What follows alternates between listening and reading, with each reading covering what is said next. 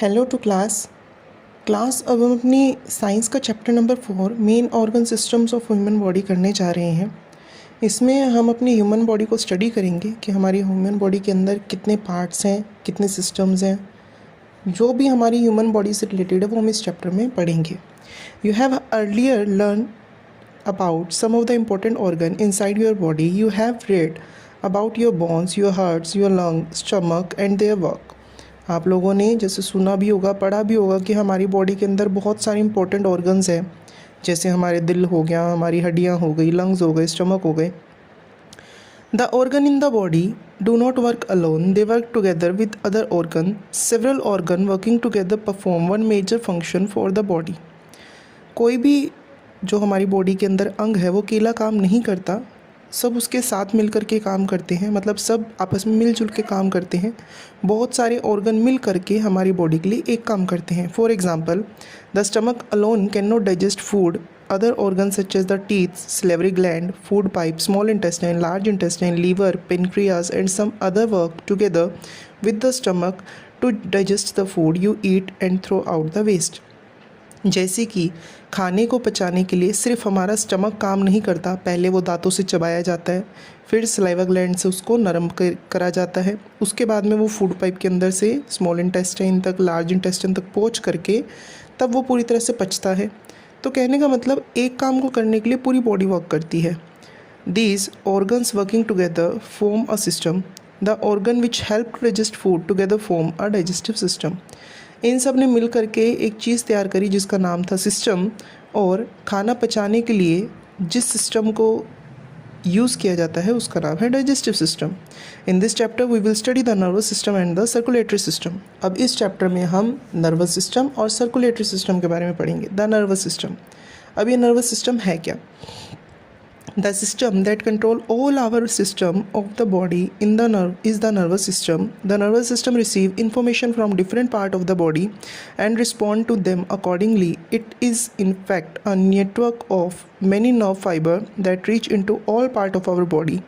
Each nerve cell is called neuron. हमारी पूरी body को कंट्रोल करने के लिए जो सिस्टम तैयार करा गया है उसका नाम पड़ा है नर्वस सिस्टम।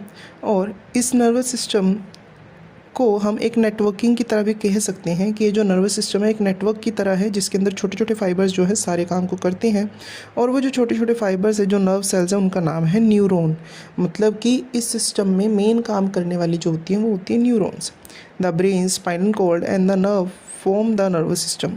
दिमाग, स्पाइनल कॉर्ड और नर्व्स मिल करके नर्वस सिस्टम तैयार करती हैं। जैसा कि आप इमेज में देख भी पा रहे हैं, ब्रेन, नर्व्स और स्पाइनल कॉर्ड, इन तीनों से मिलकर के आपका नर्वस सिस्टम तैयार है। The brain is the control centre for receiving and sending messages. The spinal cord is the bundle of nerve that carry message between the brain and the rest of the body.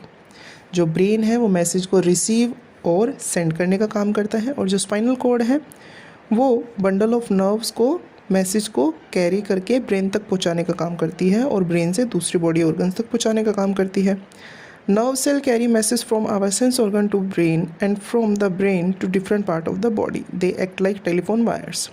Nerves क्या करती हैं? सारे messages को brain से लेकर के organs तक पहुंचाती है और ऑर्गन से लेकर के ब्रेन तक पहुंचाती है। Brain, the brain is the boss of the body.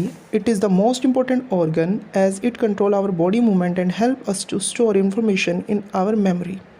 The brain is divided in 3 parts. जो ब्रेन है वो हमारी बॉडी का बॉस है और उसका मेन काम ही क्या है? बॉडी की मूवमेंट को कंट्रोल करना, बॉडी की इन्फॉर्मेशन को स्टोर करना, मतलब बॉडी के अंदर जो इन्फॉर्मेशंस आ रही है उनको स्टोर करना।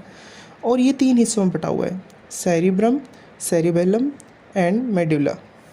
Cerebrum. It is the largest part of the brain. It controls thinking, learning and talking.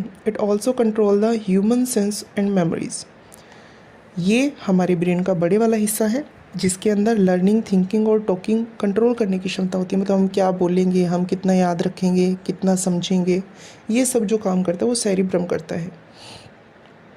और ये हमारे सेंस और मेमोरीज को भी कंट्रोल करके रखता है।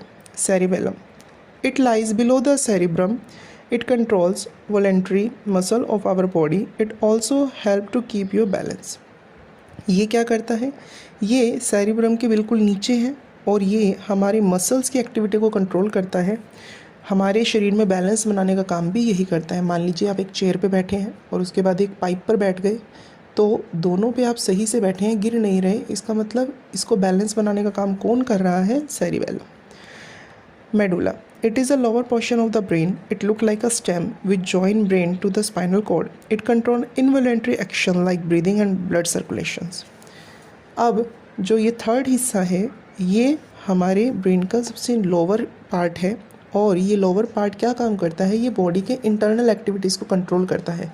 मतलब मसल्स के अलावा जो एक्टिविटी रह गई वो सब एक्टिविटीज़ को ये कंट्रोल करेंगे। जैसे कि बता भी दिया, हम ब्रीदिंग ले रहे हैं और इसके साथ साथ हमारा ब्लड सर्कुलेशन है, ये सब कौन कंट्रोल करता है? मेडुला।